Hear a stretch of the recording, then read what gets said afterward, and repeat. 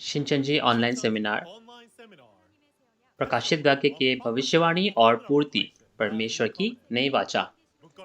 प्रकाशित वाक्य आज पूरे दुनिया में इसके बारे में गवाही दी जा रही है और अगस्त और सितंबर में हमने पहला और दूसरा शिनचेंजी ऑनलाइन सेमिनार का आयोजन किया और इसमें लगभग 30,000 से ज़्यादा लोगों ने भाग लिया और 12 अलग क्षेत्रों से लगभग 1800 पादरियों ने इसमें बहुत रुचि ली।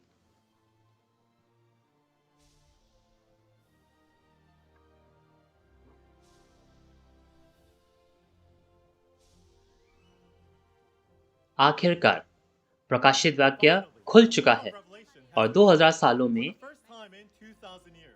परमेश्वर के जो राज्य के भेद हैं प्रकाशित वाक्य के बारे में आज हमारे शिनचेंजी के जो अगुए हैं और जो 12 गोत्र के प्रधान हैं वे अक्टूबर से लेकर दिसंबर तक हफ्ते में 2 बार पूरी दुनिया में इसका प्रसार करते हैं। हम आपको इस प्रकाशित वाक्य के भविष्यवाणी और पूर्ति की गवाही के इस सेमिनार में निमंत्रित करते हैं।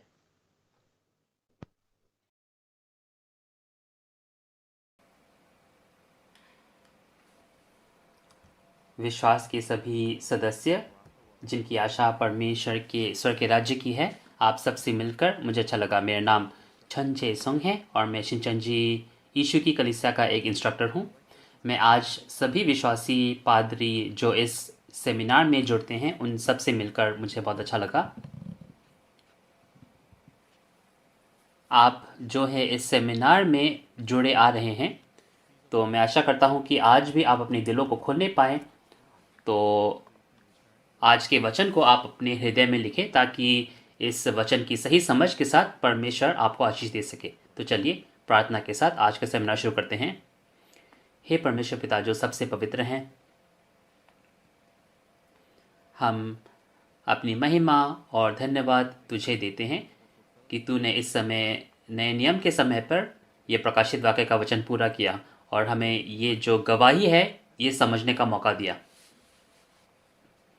तेरे वचन और अनुग्रह और यीशु मसीह के अनुग्रह के माध्यम से ये सारी चीज़ें पूरी होने पाई हैं। ये ऐसा समय हो जब हम तुझे और यीशु को महिमा दें और आज हम जब तेरे वचन सुनेंगे तो हम इस अनुग्रह को कभी ना भूलें जो तूने हमें दिखाया है। हमारे इंस्ट्रक्टर के साथ तू रहे जो आज हमें तेरे वचन की गवाही देंगे और जितने भी यहाँ पादरी हैं और मंडली के सदस्य हैं उन्हें तू अपने वचन दे ताकि तेरे वचन जो बीज के समान है वो हमारे अंदर होने पाएँ। शुरुआत से लेकर अंत तक ये वचन हमारे साथ रहें और ये समय हम तेरे हाथ में सौंपते हैं। ये सारी विनती हम यीशु मसीह के नाम से मांगते हैं जो जीवित हैं और जो आज कार्य करते हैं। आमीन। अब समय आ गया है जब हम इस जीवन के वचन को सुनेंगे। तो ये प्रकाशित वाक्य 18 का जो वचन है इसकी गवाही हम उस इंस्ट्रक्टर से सुनेंगे जो आज इसके बारे में गवाही देंगे। तो चलिए मैं उनका परिचय आपको दूं। वे थोमा गोत्र के जो प्रधान हैं उनके रूप में काम कर रहे हैं। तो चलिए इंस्ट्रक्टर का स्वागत करते हैं तालियों के साथ।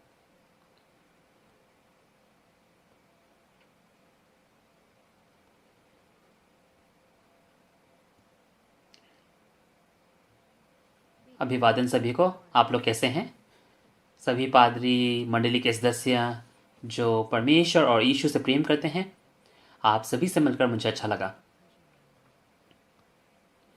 तो हम परमेश्वर और यीशु को सभी महिमा देते हैं जो आज हमें इस सेमिनार का आयोजन करने की अनुमति देते हैं। और आज का सेमिनार प्रकाशित वाक्य के पूर्ति की गवाही परमेश्वर की नई वाचा है।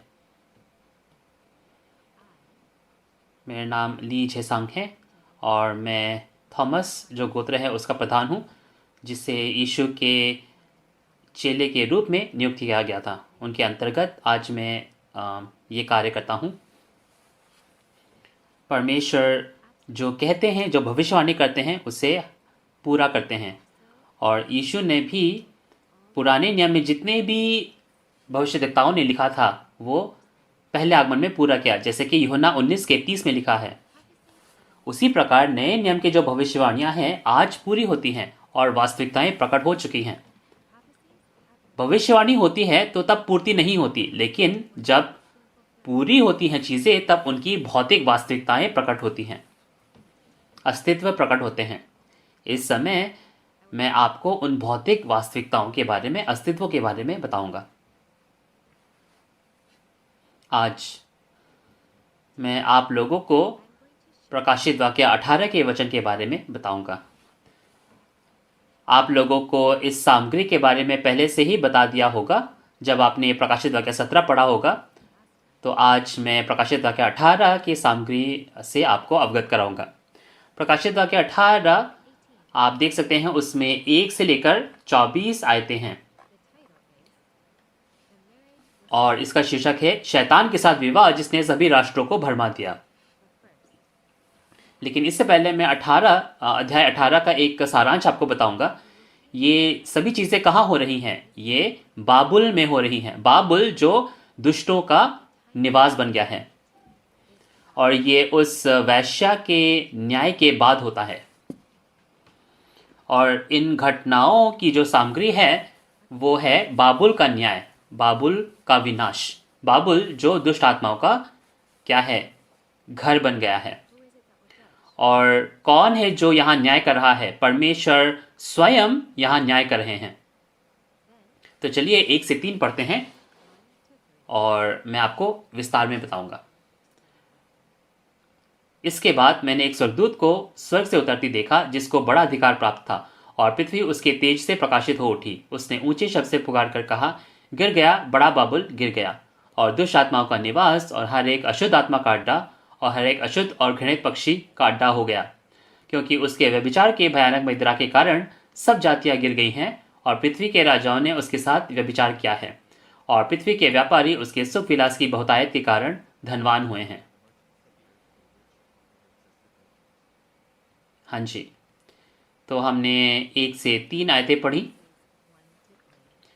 तो ये देखो यहाँ पे एक लिखा हुआ है, क्या लिखा हुआ है? इसके बाद, है ना, इसके बाद यानी कि उस वैश्या, बड़ी वैश्या के न्याय के बाद, जिसे हमने प्रकाशित वाक्य 17 में पढ़ा था। तो प्रकाशित वाक्य 17 में हम देख सकते हैं कि उस बड़ी वैश्या का न्याय हो गया।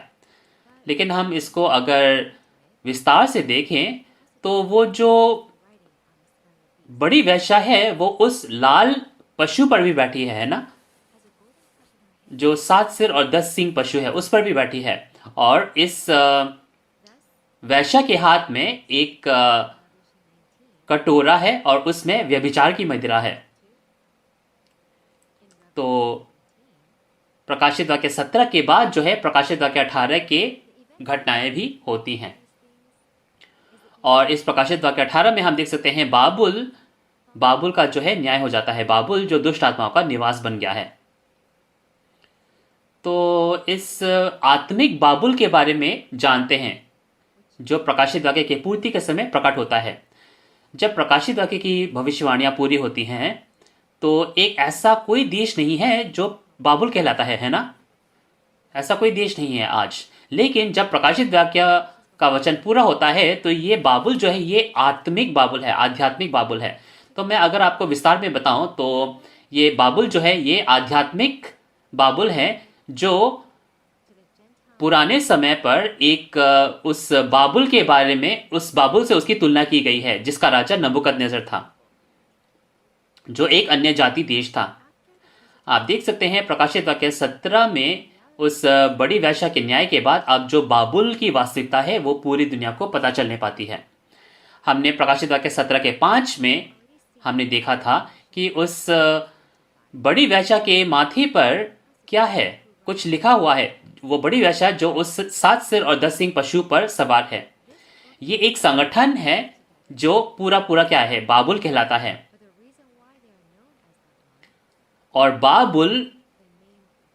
और जो बाबुल है वो उस वैश्या के माथे पर लिखा है और उसे क्या कहा गया, वह एक भेद कहा गया है ना।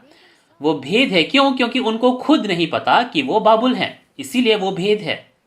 लेकिन जब ये भविष्यवाणियां आज पूरी होती हैं तो क्या है, तो आज वास्तविकताएं प्रकट होती हैं और लोग देख सकते हैं और परख सकते हैं और ये जान सकते हैं कि वे बाबुल हैं।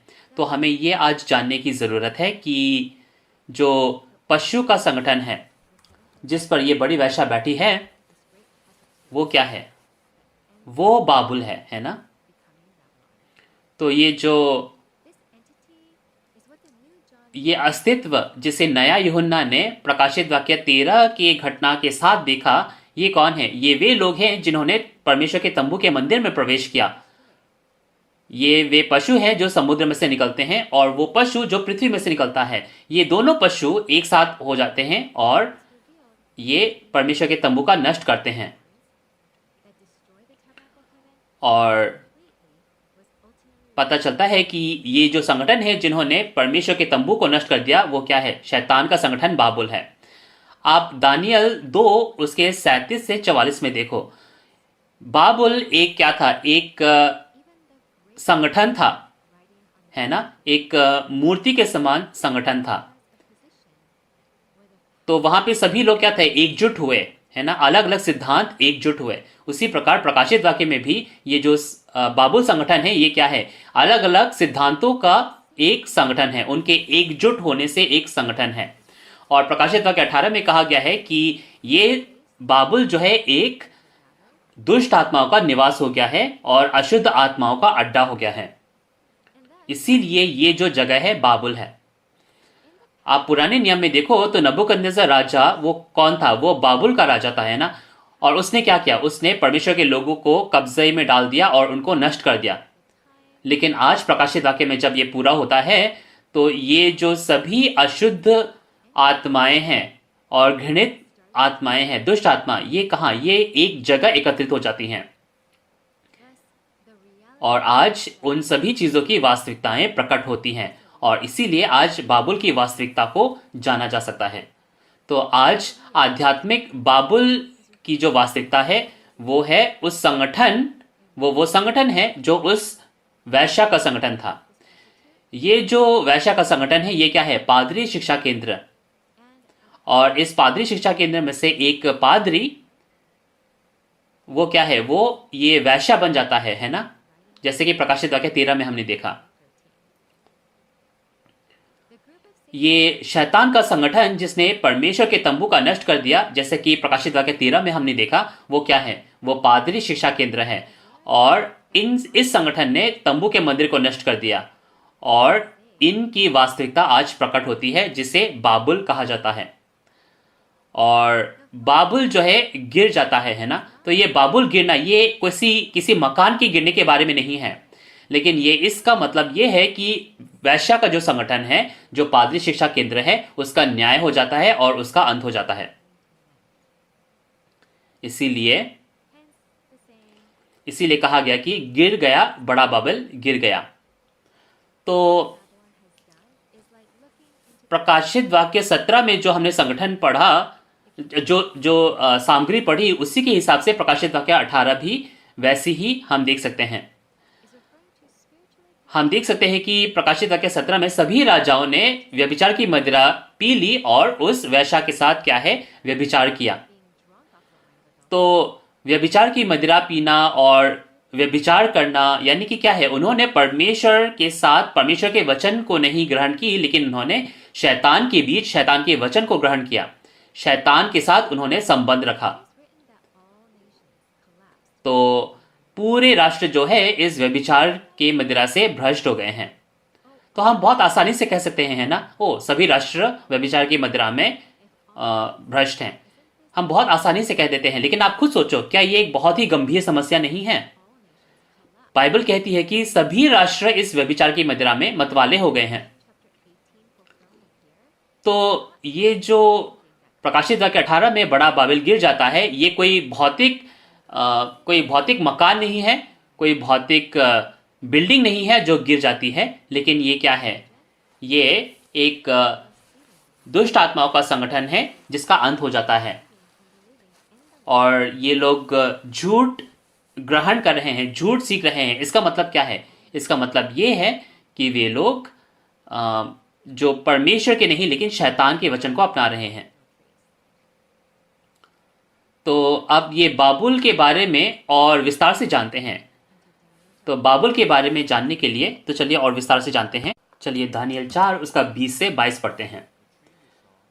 दानियल 4 उसका 20 से 22। जिस वृक्ष को तूने देखा जो बड़ा और दृढ़ हो गया है और जिसकी ऊंचाई स्वर्ग तक पहुंची और जो पृथ्वी के सिरे तक दिखाई देता है, जिसके पत्ते सुंदर और फल बहुत थे और जिसमें सभी के लिए भोजन था, जिसके नीचे मैदान के सब पशु रहते थे और जिसकी डालियों में आकाश की चिड़िया बसेरा करती थी, हे राजा, वह तू ही है। तू महान और सामर्थी हो गया, तेरी महिमा बढ़ी और स्वर्ग तक पहुंच गई और तेरी प्रभुता पृथ्वी की छोर तक फैली है। तो हम इसमें जान सकते हैं कि बाबुल किस प्रकार का संगठन है। तो कहा गया है कि बाबुल जो है वो एक बहुत बड़ा पेड़ है। तो ये बाबुल का राजा जो है एक बहुत बड़ा पेड़ इसे कहा गया है। तो इसमें जो पक्षी रहते हैं, जो पशु रहते हैं, वो कौन है फिर? जैसे कि प्रकाशित वाक्य 18 के 2 में हम देख सकते हैं कि ये जो पशु हैं, जो पक्षी हैं, ये परमेश्वर के नहीं, ये शैतान के हैं। इस पेड़ में जो पक्षी बसेरा करते हैं वे क्या है? वे शैतान के पक्षी हैं, शैतान के पशु हैं। और ये पेड़ क्या है? ये पेड़ शैतान का पेड़ है, जो कि भले और बुराई का पेड़ है, जो कि शैतान का पेड़ है, ना कि परमेश्वर का पेड़। और इसके फल को खाकर सभी लोग मतवाले हो गए, सभी लोग भ्रमित हो गए। तो इसके जो पशु हैं, जो इसके अंतर्गत रहते हैं, ये क्या है? ये शैतान के पशु हैं। और यशायाह 5 में भी आप देख सकते हैं, यशायाह 5 के 2 से आगे पढ़ो तो उसमें लिखा हुआ है कि सबसे अच्छी दाख की बारी लगाई गई, लेकिन वे क्या है? वे बुरे फल लाए। तो ये जो जंगली दाख लता क्या है? जंगली दाख लता क्या पैदा करती है? जंगली दाख मधु पैदा करती है ना। और जैसा कि व्यवस्था विवरण 32 उसके 32 से 33 में हम देख सकते हैं कि जो जंगली दाख लता है वे कड़वे दाख मधु पैदा करते हैं, जो कि सांपों का विष के समान है और सदोम और अमोरा के हैं। और उसी प्रकार पहले आगमन के समय पर यीशु मसीह ने उन धार्मिक अधिकारियों से क्या कहा? कि वे सांप है ना। मत्ती 23 के 33 में आप जाओ, यीशु मसीह ने उनसे क्या कहा? तुम सांप हो, तुम करेते के बच्चों हो। यीशु ने उन फरीसी सदूकियों को सांप कहा, सांप के बच्चे कहा, क्योंकि उनके मुंह से परमेश्वर का वचन नहीं, लेकिन भले और बुरे के पेड़ का जो वचन है, जो फल है, वो निकलता था और जो मंडली के सदस्यों को भरमाता था, उनकी आत्मा को मार देता था, जो कि जंगली दाख मधु के समान है। तो आज प्रकाशित वाक्य के पूर्ति के समय में ये जो बड़ी वेश्या है, जो उस पशु पर बैठी है, ये जो बड़ी वेश्या है, इसके माथे पर बाबुल लिखा है। यानी कि ये परमेश्वर का वचन उसमें नहीं है, परमेश्वर की आत्मा उसमें नहीं है, लेकिन शैतान की आत्मा उस वैश्या में है। और ये जो वैश्या है, ये क्या है? ये एक भले और बुरे के पेड़ के समान है, बिल्कुल उस बाबुल के राजा नबूकदनेस्सर की तरह। और इस वैश्या के हाथ में जो प्याला है, उसके अंदर क्या है? उसके अंदर सभी घृणित वस्तुएं भरी हुई हैं। तो ये जो उस सोने के कटोरे के अंदर जो घृणित वस्तुएं भरी हुई है, वो क्या है? वो व्यभिचार की मदिरा है। और उस मदिरा से सभी राष्ट्र क्या है? भ्रष्ट हो जाते हैं। और हम देख सकते हैं कि ये जो 7 सिर और 10 सींग पशु है, ये वैश्या उन पर राज्य करती है और वैश्या उन पर राज्य करती है। तो अब प्रकाशित वाक्य 17 और 18 में क्या हो रहा है? ये व्यभिचार की मदिरा, जो शैतान का संगठन है, ये पूरी दुनिया को भरमाता है। ये बिल्कुल भले और बुरे के पेड़ के समान है। ये बिल्कुल उस राजा नबूकदनेस्सर के समान है दानियल 4 में। और इस भले और बुरे के पेड़ में क्या उगता है? वो भले और बुरे के पेड़ का फल है ना, जो व्यभिचार है, जो झूठा वचन है। तो जो बाबुल का जो फल है वो क्या है? वो शैतान का फल है, जो कि भले और बुरे के पेड़ का फल है, यानी कि टिप्पणियां। टिप्पणियां यानी कि रेफरेंस पुस्तकें, है ना, संदर्भ पुस्तकें।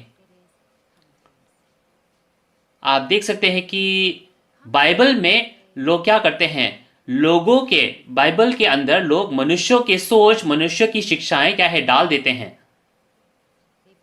परमेश्वर का वचन जो है वो भूतकाल या फिर वर्तमान कभी भी नहीं बदलता, लेकिन टिप्पणियां क्या है, टिप्पणियां अलग अलग लोगों के हिसाब से अलग अलग उसमें लिखी जाती हैं, है ना। तो उन टिप्पणियों के वजह से, जो उन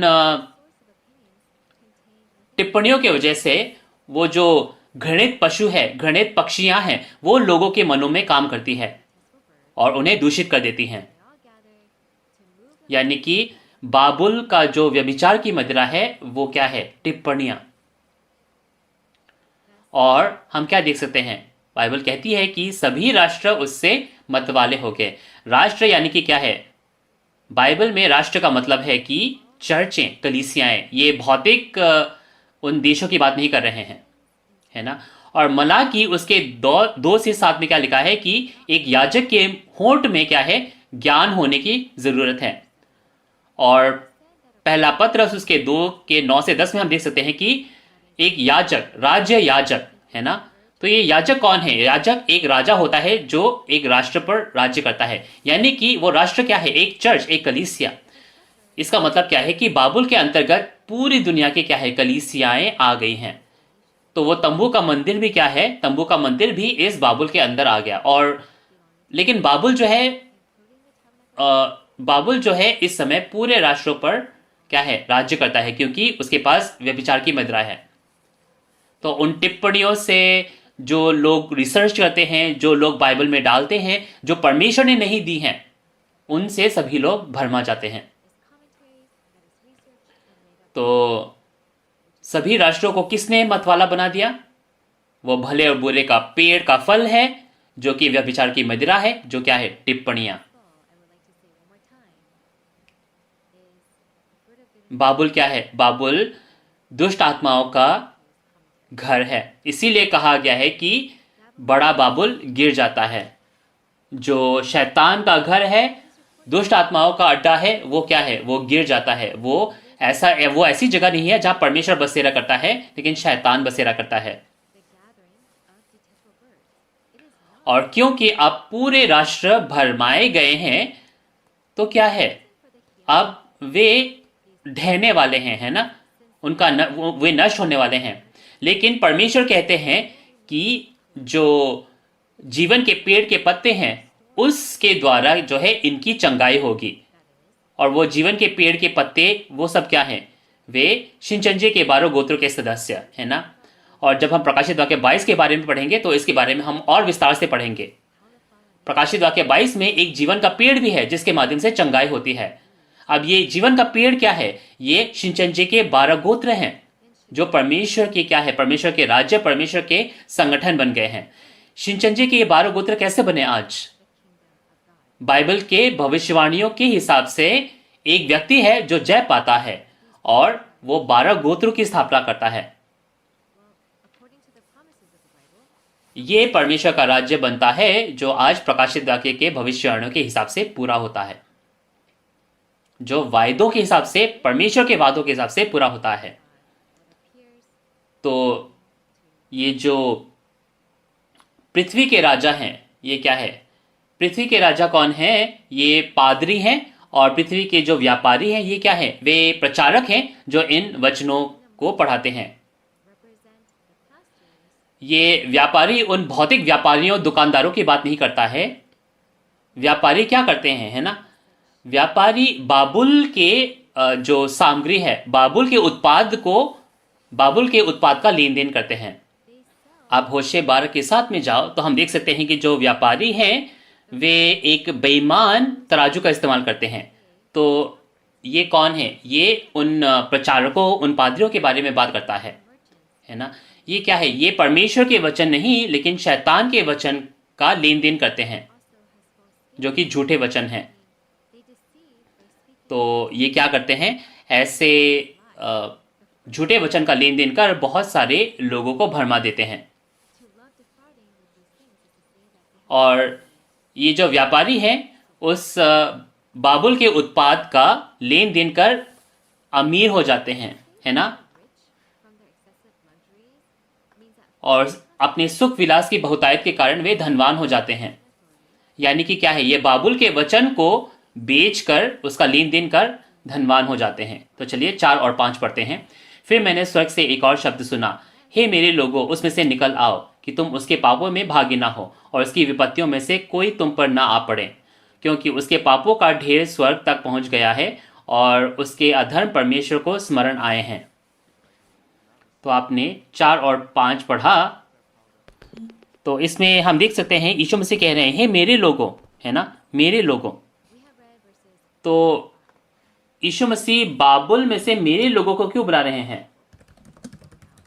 क्योंकि अगर वो लोग बाबुल में से नहीं आएंगे तो उन्हें भी विपत्ति मिलेगी।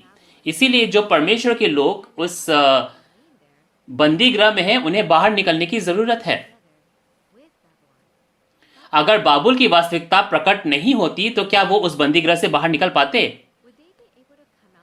भविष्यवाणियां जब पूरी होती हैं तो उनकी भौतिक वास्तविकताएं प्रकट होती हैं और लोग इसकी पुष्टिकरण कर सकते हैं। लोग उस सबूत को देख सकते हैं, परख सकते हैं और पुष्टि कर सकते हैं। जो बाबुल में दृष्टांत लिखे हैं, जो बाबुल में जो बाबुल है, जो प्रकाशित वाक्य में जो बाबुल है, जो दुष्ट आत्माएं हैं, उनको आप अपनी आंखों से नहीं देख सकते हैं, है ना। लेकिन इस प्रकाशित वाक्य में क्या होता है, जो दुष्ट आत्माओं का जो संगठन है उसका खुलासा हो जाता है, बाबुल का जो है खुलासा हो जाता है, और उस दुष्ट आत्मा के जो संगठन है उसमें से परमेश्वर के यीशु मसीह के लोगों को बाहर निकाला जाता है। उस जगह पर क्या है, व्यभिचार की मदिरा भरपूर थी, है ना। तो लोगों को इस बाबुल में से क्या है, बाहर बुलाया जा रहा है। जब बाबुल की वास्तविकता प्रकट होती है तो लोगों को बाबुल में से बाहर आने की जरूरत है। प्रकाशित वाक्य 17 के 14 में हम देख सकते हैं कि जो विश्वास योग्य लोग हैं, भरोसेमंद लोग हैं, उनको बाहर निकाला जाएगा, है ना। तो इस बाबुल में से लोगों को कब बाहर आना चाहिए? जैसे कि आप मत्ती 24 के 15 से 16 में देख सकते हैं कि जब तुम उस घृणित पशु को उस पवित्र स्थान में देखो तब लोगों को बाहर आने की जरूरत है और पहाड़ पर भागने की जरूरत है। और ये पहाड़ क्या है? वो पहाड़ वो है जहां जो जय पाने वाला है और 12 गोत्र है। ये पहाड़ क्या है? यशिंचनची 12 गोत्र है, जैसे सियोन पहाड़, है ना। क्योंकि परमेश्वर, यीशु और जो पवित्र आत्माएं हैं, स्वर्गदूत हैं, ये उस जगह पर आते हैं। ये पहाड़ जो है ये ऐसी जगह है जहां परमेश्वर है, यीशु है और जो अनगिनत स्वर्गदूत हैं, पवित्र आत्माएं हैं, वे वहां पर आकर बसेरा करते हैं। तो हमें वहां जाने की जरूरत है। हमें बाबुल में से निकलकर उस सियोन पर्वत पर जाने की जरूरत है। सियोन पर्वत की वास्तविकता क्या है? सियोन पर्वत की वास्तविकता वो है जहां जय पाने वाला है और 12 गोत्र हैं। और वो क्या है आज? शिनचनजी, यीशु की कलीसिया, साक्षी के तंबू का मंदिर। और कहा गया है कि ये बाबुल है, इसके पाप स्वर्ग तक पहुंच गए हैं, इनके पापों का ढेर स्वर्ग तक पहुंच गया है। तो प्रकाशित वाक्य के पूर्ति के समय पर यीशु मसीह क्या करते हैं? यीशु मसीह इन सभी जो बुरे कर्म हैं, इनके शैतान के बुरे कर्मों का खुलासा करने के लिए यीशु मसीह किन्हें चुनते हैं? उन 7 दूतों को चुनते हैं, 7 दीवट की कलीसिया को। लेकिन शैतान क्या करता है? शैतान अपने पादरियों को भेजकर उस तंबू के मंदिर को नष्ट कर देता है। और क्योंकि उन पादरियों ने, शैतान के पादरियों ने क्या है, उस 7 दीवट के तंबू की कलीसिया को नष्ट कर दिया, इसीलिए परमेश्वर अब उनका न्याय करते हैं। परमेश्वर उन्हें भूलते नहीं हैं, लेकिन परमेश्वर अब न्याय करते हैं उनका। तो चलिए 6 से 8 पढ़ते हैं। जैसा उसने तुम्हें दिया वैसा ही उसको दो, और उसके कामों के अनुसार उसे 2 गुना बदला लो। जिस कटोरे में उसने भर दिया था उसी में से उसके लिए 2 गुना भर दो। जितनी उसने अपनी बड़ाई की है और सुख विलास किया, उतना उतनी उसको पीड़ा और शोक दो, क्योंकि वह अपने मन में कहती थी, मैं रानी हो बैठी हूं, विधवा नहीं, और शोक में कभी न पड़ूंगी। इस कारण एक ही दिन में उस पर विपत्तियां आ पड़ेंगी, अर्थात मृत्यु और शोक और अकाल, और वह आग में भस्म कर दी जाएगी, क्योंकि उसका न्याय प्रभु परमेश्वर शक्तिमान है। तो हम यहां देख सकते हैं कि परमेश्वर न्याय का कार्य कैसे करता है ना। हम ये देख सकते हैं परमेश्वर ने क्या कहा। परमेश्वर ने कहा कि मैं दुगना बदला लूंगा, उसी के प्याले से, उसी के कटोरे से मैं उसका दुगना बदला लूंगा। तो बाबुल, वो जो पादरी शिक्षा केंद्र था, उसको अब क्या है, दुगना उससे न्याय किया जाएगा। और जैसा कि प्रकाशित वाक्य 13 उसके 10 से 11 में लिखा है कि जिसको कैद में पड़ना है वह कैद में पड़ेगा, जो तलवार से मारेगा अवश्य है कि वह तलवार से मारा जाए। तो ये घटनाएं जो हैं, प्रकाशित वाक्य 13 की घटनाएं, इसमें हम देख सकते हैं कि पादरी शिक्षा केंद्र वो अपने अधिकार का इस्तेमाल कर तंबू के मंदिर में प्रवेश करता है और उसको नष्ट कर देता है। लेकिन अब क्या है, अब जो विनाशक हैं उनको भी 2 गुना बदला लिया जाएगा। इन विनाशकों ने 42 महीने तक क्या है, 42 महीने तक विनाश का कार्य किया, लेकिन अब क्या है, 2 गुना बदला, यानी कि 7 साल तक उनका भी न्याय किया जाएगा। उनके जो झूठ है, उनके जो भ्रष्टाचार है, उनका भी खुलासा हो जाएगा। और ये जो वैश्या है, ये कहती थी कि मैं रानी हो बैठी हूं, मैं विधवा नहीं हूं, और मैं कभी भी शोक नहीं मनाऊंगी। लेकिन अब क्या होता है, इस बड़ी वैश्या का क्या होता है, ये पादरी शिक्षा केंद्र, ये पादरी जो है, जो बड़ी वैश्या है, ये पादरी शिक्षा केंद्र का एक प्रधान पादरी है, जो शैतान के दुष्ट आत्माओं के साथ एक हो जाता है, और वो झूठा पादरी बन जाता है। और वो कहती है कि मैं विधवा नहीं हूं, विधवा नहीं हूं, तो वो झूठ बोल रही है। क्यों? वो सोचती है कि वो यीशु के साथ है, वो यीशु के साथ एक हुई है, यीशु उसका दूल्हा है, वो ऐसे सोचती है।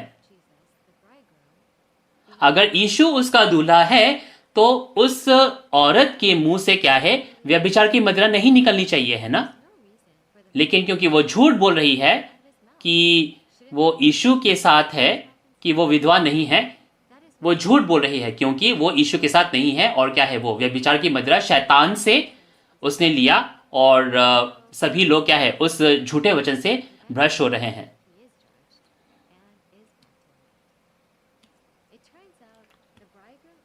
और हम देख सकते हैं कि वो मृत्यु और शोक और अकाल से उसे भस्म कर दिया जाएगा।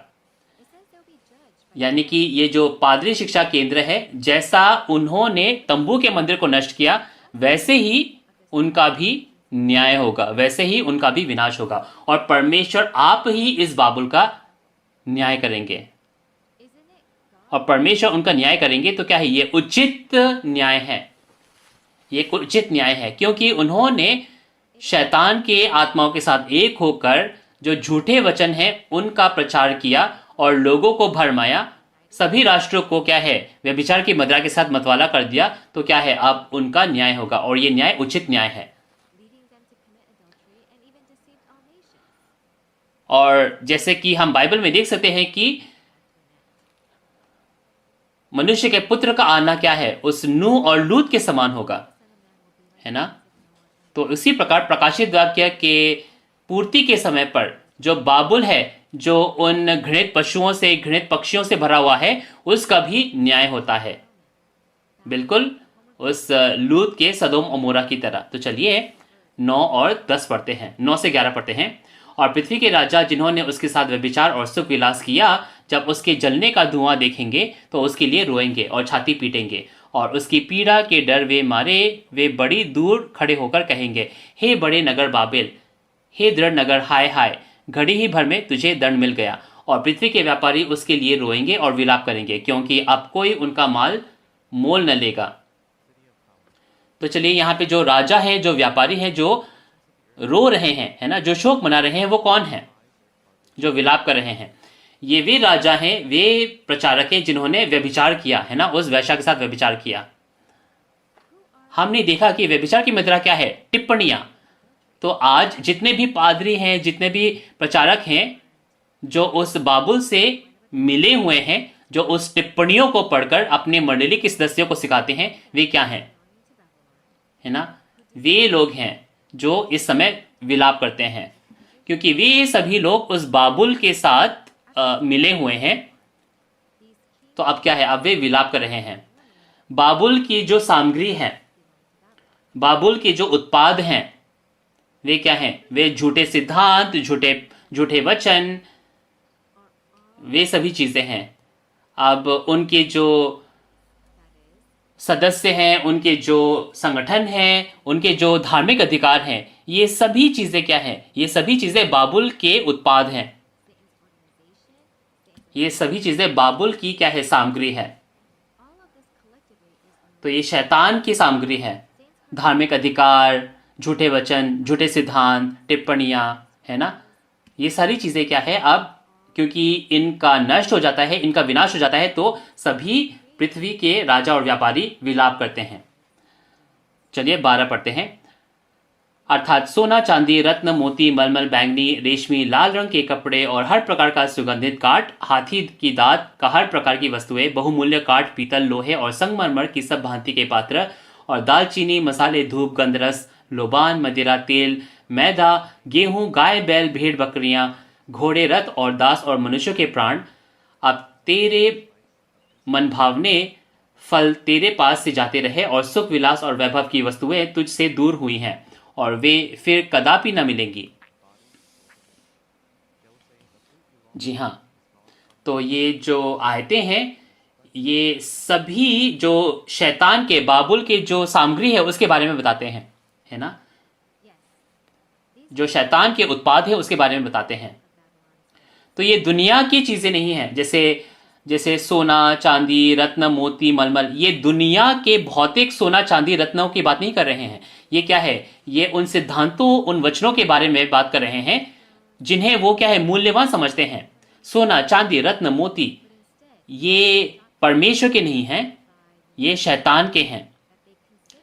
परमेश्वर के जो रत्न है उसे आप मत्ती 13 में देख सकते हैं, जिसे क्या है? उस खजाने की नाई कहा गया है जो छुपा हुआ है। और ये जो सोना, चांदी, मोती, मलमल, बैंगनी, रेशमी, ये सब क्या है? ये सब बाबुल के सामग्री हैं, जिसे बाबुल के लोग क्या है? मूल्यवान समझते हैं, जिसे बाबुल के लोग धार्मिक समझते हैं। आप प्रकाशित वाक्य 19 के 8 में देखो तो वो जो मलमल का कपड़ा है, जो मलमल का कपड़ा है वो धार्मिक माना जाता है, जो बिल्कुल प्रकाशित वाक्य 18 के विपरीत है। और देखा गया कि सभी चीजें, पीतल, लोहे, संगमरमर, दालचीनी, मसाले, सभी चीजें क्या हैं? ये सभी चीजें हम मूल्यवान समझते हैं, है ना, लेकिन ये सभी चीजें क्या है? अलंकारिक हैं। ये अलग अलग संगठनों, अलग अलग सिद्धांतों के बारे में बताता है जो बाबुल के हिस्सा बन गए हैं। और दालचीनी, मसाले, धूप, गंधरस, लोबान, मदिरा, तेल, मैदा, गेहूं, ये सभी चीजें क्या हैं? ये सभी, हाँ, ये सभी चीजें भौतिक रूप में भी मौजूद हैं, लेकिन यहां अलंकारिक रूप से लिखे हुए हैं। ये सभी क्या है? ये सभी वे धार्मिक अधिकार हैं जिसकी बाबुल प्रशंसा करती है। तो ये जो दालचीनी, मसाले, धूप, गंधरस, लोबान, मदिरा है, ये सब क्या है? ये सब बाबुल इन लोगों को मूल्यवान समझती थी। तो ये सब क्या है? ये धार्मिक अधिकार है, बाबुल के धार्मिक अधिकार है, जिस पर वो बहुत नाश करते हैं। तो ये हम जानते हैं कि जो धुआं है जो परमेश्वर के पास उठता है वो क्या है? वो क्या है? प्रार्थना है ना, लेकिन ये शैतान के दालचीनी, मसाले हैं, ये परमेश्वर के नहीं हैं। और लिखा गया है कि मदिरा, तेल, मैदा, गेहूं, है ना, ये सब क्या है? और हमने प्रकाशित वाक्य 6 में भी देखा कि तेल और गेहूं की क्या है? हानि ना करना, है ना। तो ये जो मदिरा, तेल, गेहूं, ये सब चीजें क्या है? ये सब शैतान के क्या है? वचन है। तो हम देख सकते हैं ये सभी चीजें जो लिखी हुई हैं, ये क्या है? बाबुल की सामग्री है, बाबुल के उत्पाद हैं। तो लोग पहले क्या है? लोग इनको मूल्यवान समझते थे, लेकिन अब क्या है, इनका विनाश हो रहा है। गाय, बैल, भेड़, बकरियां, घोड़े, रथ और दास, ये सब क्या है? ये सब उन लोगों के बारे में है जो शैतान के अंतर्गत हैं लोग। तो सरल भाषा में अगर हम देखें तो चाहे आप भूतकाल में देखो या वर्तमान में देखो, बाबुल क्या करता था? बाबुल लोगों, परमेश्वर के लोगों को क्या है, भ्रमित करता है और उनके आत्माओं को मार डालता है। यानी कि ये सब क्या है, अब बाबुल के सदस्य बन गए हैं।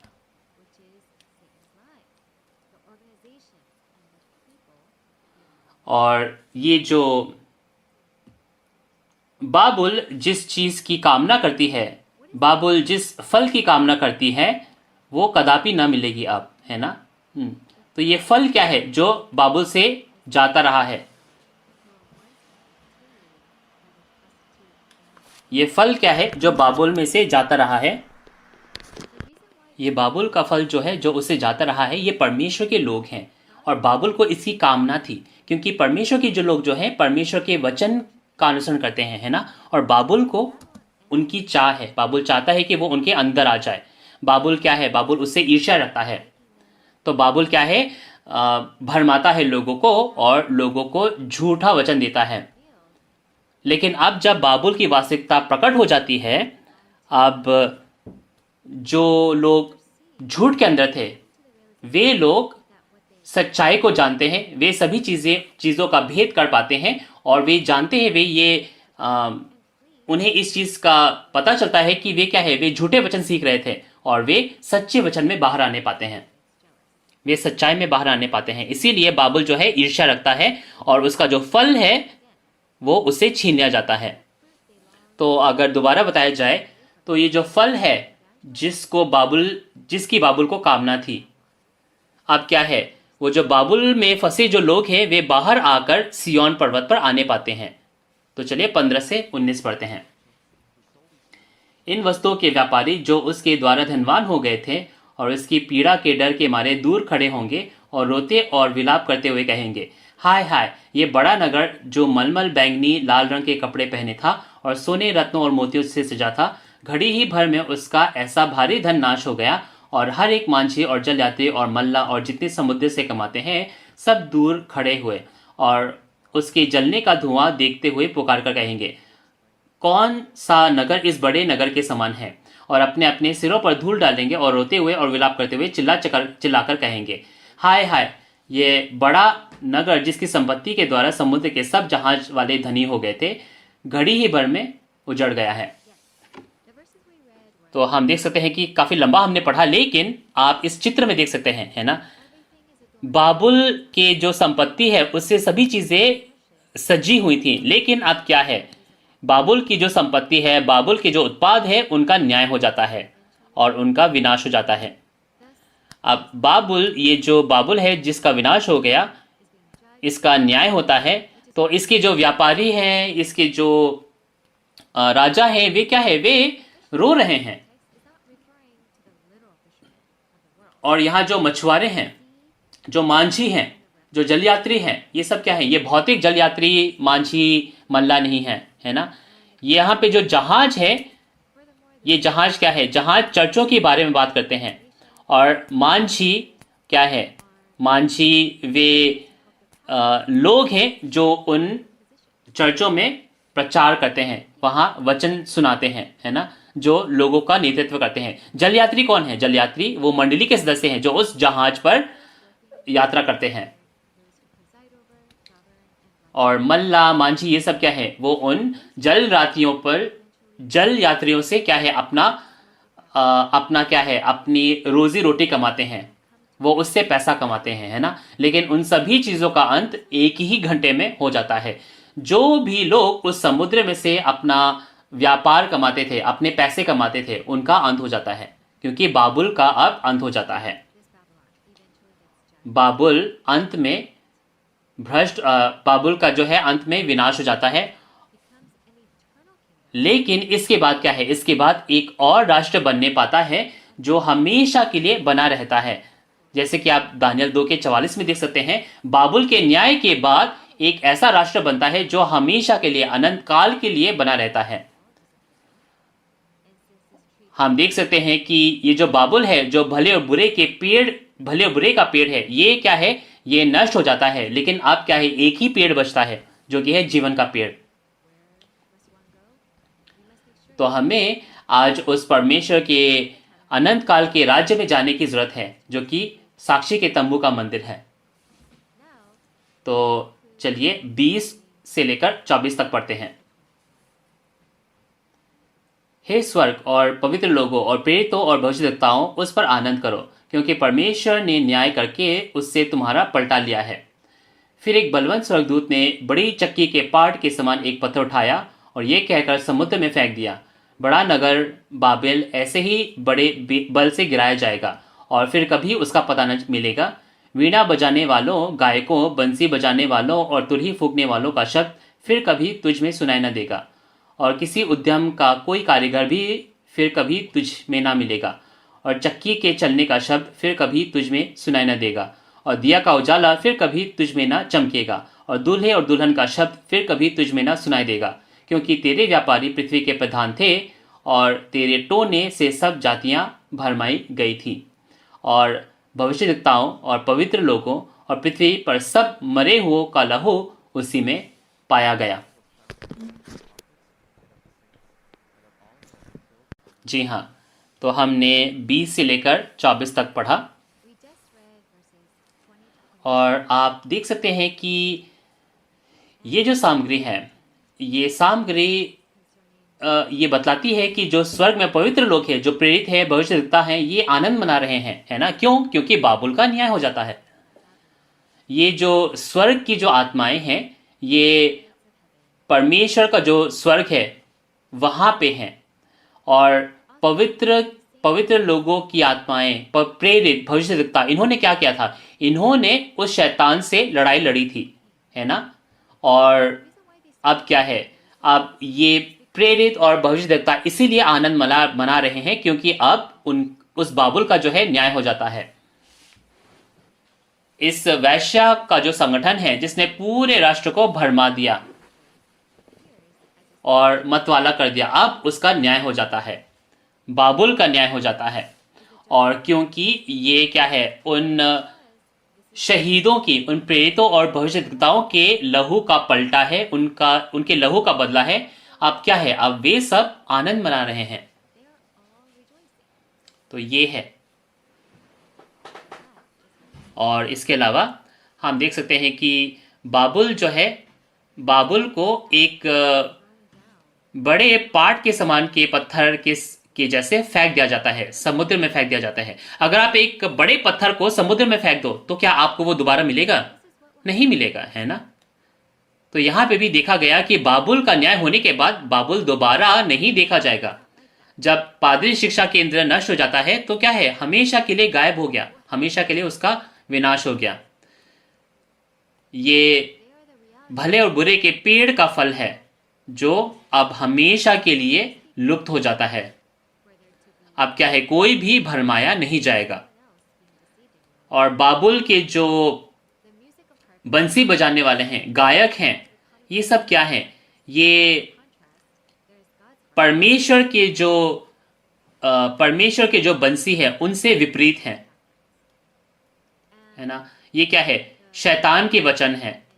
और तुरही फूंकने वाले क्या है, तुरही फूंकने वाले शैतान के क्या है, शैतान के वचन का प्रचार करने वाले हैं। अब वे सुनाई नहीं देंगे क्योंकि अब उनके झूठ का खुलासा हो गया है। उनके झूठ का खुलासा हो गया तो कोई भी उस वचन को सुनना नहीं चाहेगा, है ना? लोगों को परमेश्वर का वचन जानकर उस परमेश्वर के वचन को आगे पहुंचाना चाहिए। लेकिन अगर एक व्यक्ति अपने खुद के सोच से उसमें बढ़ाता घटाता है तो क्या है, वो परमेश्वर के वचन में क्या है, वो मिश्रण कर रहे हैं, है ना? तो वो परमेश्वर का वचन नहीं बन जाता, वो क्या है, शैतान के और लोगों के खुद के वचन बन जाते हैं। तो बाबुल क्या करता है, बाबुल इस परमेश्वर के वचन में अपने ही सोच को मिलाकर लोगों को बताते हैं। तो इसीलिए क्या है, ये एक मिश्रित वचन हो जाता है। इसीलिए ये क्या है, भले और बुरे के पेड़ का फल है। और यहां पे क्या है, यहाँ पे जो चक्की के चलने का शब्द फिर से सुनाई ना देगा, क्योंकि चक्की में आप क्या करते हैं, चक्की में आप खाना बनाते हैं, गेहूं पीसते हैं, है ना।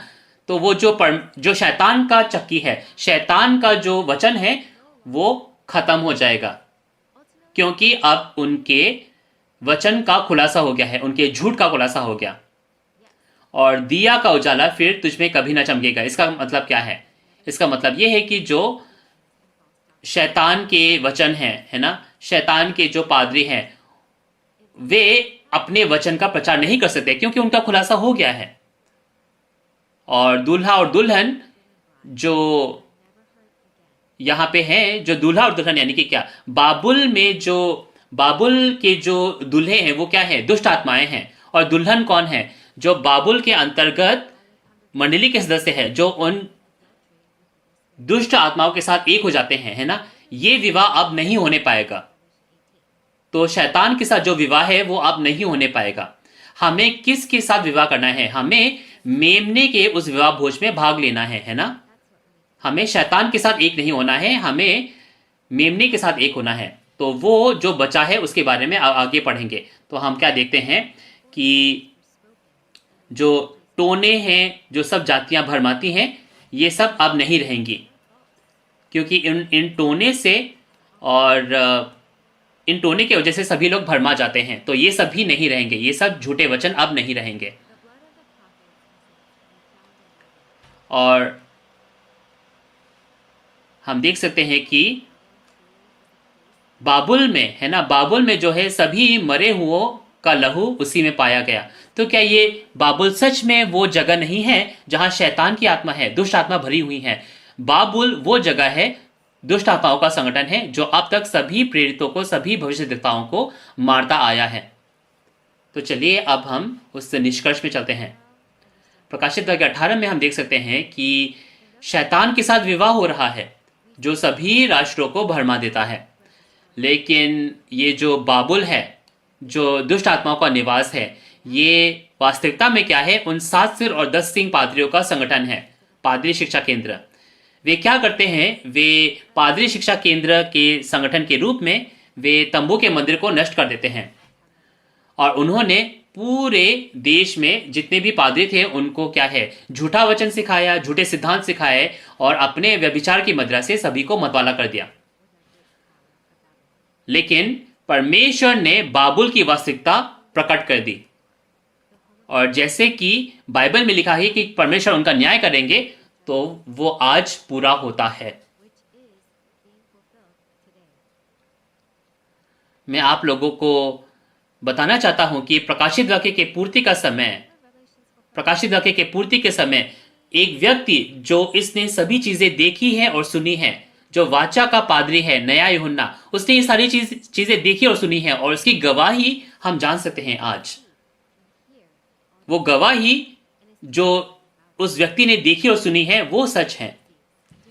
तो आज प्रकाशित वाक्य के वचन के हिसाब से जब पूर्ति दिखाई देती है, भौतिक वास्तविकताएं प्रकट होती हैं, उस पर हम नजर डाल सकते हैं, उसको हम परख सकते हैं और पुष्टि कर सकते हैं। तो आज ये जो गवाही है जो नया यूहन्ना देते हैं, ये यीशु मसीह की गवाही है, यीशु मसीह के वचन है। इसकी हम आज पुष्टिकरण कर सकें। प्रकाशित वाक्य 18 में जो शैतान का संगठन था, पादरी शिक्षा केंद्र है, और शैतान के साथ विवाह जो है वो अंत हो जाता है। इसके बाद प्रकाशित वाक्य 19 में हम देख सकते हैं कि मेमने का विवाह भोज खुलने पाता है, और इसके बारे में हम अगली बार पढ़ने पाएंगे। तो मैं आशा करता हूं कि अगली बार भी आप जुड़ेंगे और बहुत सारा अनुग्रह पाने पाएंगे। आज जितने भी सदस्य हैं, जितने भी लोग हैं, आज हमें परमेश्वर और शैतान के बीच में भेद करने की जरूरत है। मैं आशा करता हूं कि हम सब शैतान के उस संगठन बाबुल से निकलकर सिय्योन पर्वत पर आने पाए, साक्षी के तंबू का मंदिर, और उद्धार पाने पाए। तो सुनने के लिए बहुत बहुत धन्यवाद। अंत में मैं आपको कहना चाहूंगा कि हम प्रार्थना करें और फिर हम अंत करेंगे।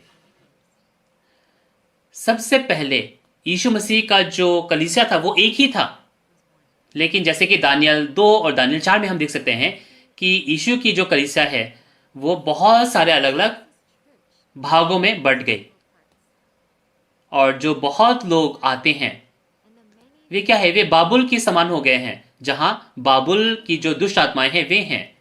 यीशु की कलीसिया जिसे परमेश्वर ने बनाया था वो सिर्फ एक है। इसीलिए मैं आशा करता हूं, मैं प्रार्थना करता हूं कि हम सब जो इस वचन को सुने तो हम इसे समझने पाए और सभी महिमा जो है परमेश्वर और यीशु को देने पाए। हम सब एक हैं, परमेश्वर के अंतर्गत और यीशु के अंतर्गत हम एक हैं। तो हम सब एक होने पाए, जो परमेश्वर, सच्चे परमेश्वर को जानकर, यीशु मसीह से प्रेम कर, एकजुट होकर परमेश्वर के सदस्य, परमेश्वर के परिवार बनने पाए जो उसको महिमा दे। हम एक हैं, वी आर वन। तो चलिए प्रार्थना करते हैं। हे परमेश्वर पिता जो सबसे पवित्र हैं, हम तेरा धन्यवाद करते हैं। तूने हमें ये बहुत ही अच्छा दिन दिया जब हम आज प्रकाशित वाक्य के भविष्यवाणी और पूर्ति के वचन को सुन सके। तो हम आपका धन्यवाद करते हैं, आपने हमें ये समय दिया कि आप हमें ये ऐसा दिल दे, ऐसा मन दे जो इन चीज़ों को समझ सकें। जैसे ये भविष्यवाणियाँ पूरी हुई तो उसकी जो गवाही है आज हमें मिलने पाती है, और आज जो वाचा के पादरी हैं जिन्होंने ये सारी चीज़ें देखी और सुनी है वे इसकी गवाही पूरी दुनिया में देखते हैं। तो जितने भी लोग, जितने भी हृदय इसको सुन रहे हैं, हम चाहते हैं कि, हम विनती करते हैं कि तू उन्हें इस वचन को समझने में तू उन्हें क्षमता दे, ताकि हम इस वचन को समझ कर, परख कर उस उद्धार में प्रवेश करने पाए। जितने भी यहाँ पादरी हैं उन्हें तू ज्ञान दे, और जितने भी सदस्य हैं उनको तू जागरूक कर, ताकि वे भी इस चंगाई के काम में भाग ले सके जो तू आज पूरा करता है।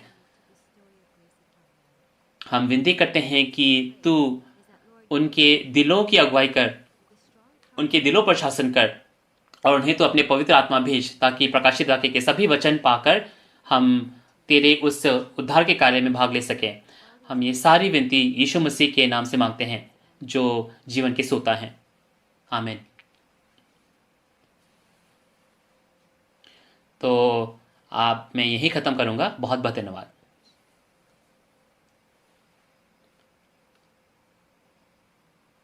तो कहा गया कि सभी राष्ट्रों ने शैतान के साथ विवाह किया। तो आप उन सभी राष्ट्रों के हिस्सा हैं या उससे बाहर हैं? हम मत्ती 22 के 4 में देख सकते हैं कि जो परमेश्वर ने अपने बैल और जो मोटे पशु है उसे तैयार किया है उस विवाह भोज के लिए।